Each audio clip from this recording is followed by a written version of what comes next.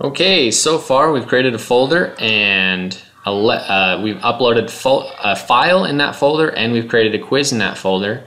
Our next assignment is to add a discussion board to this folder. So make sure you click on this folder.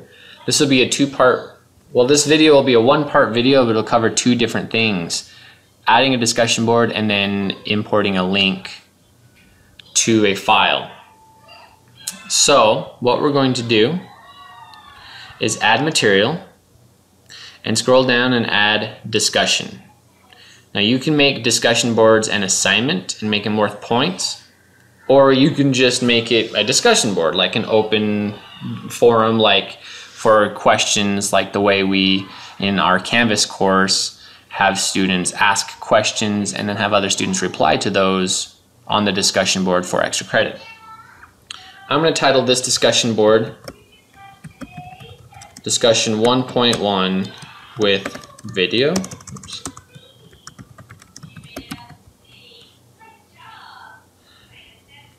And you can add a question to it.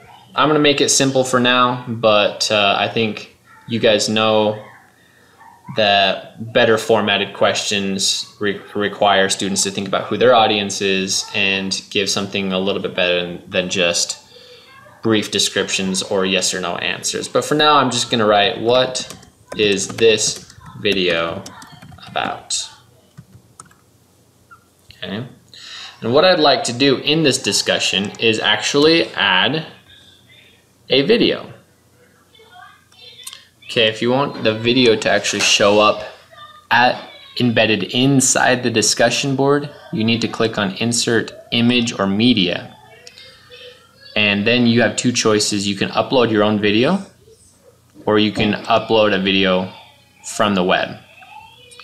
So make sure you're telling it what type of information you're trying to upload. Change it to media, and then make sure to copy and paste the URL from the video directly in here. Once you hit insert, now the video should actually show up.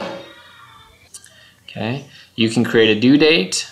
You can enable grading. If you do, okay, make it worth, it doesn't really matter. I like discussion boards to be worth about 3 points. You can tell it to be different. You can add a category or create a new one. I want you to create a new category and call this one discussions. These options down here are a little bit different. This one makes it so that students who have not yet written a response won't be able to see other responses until they've written their own. So right now it's set that members can see others' responses before participating.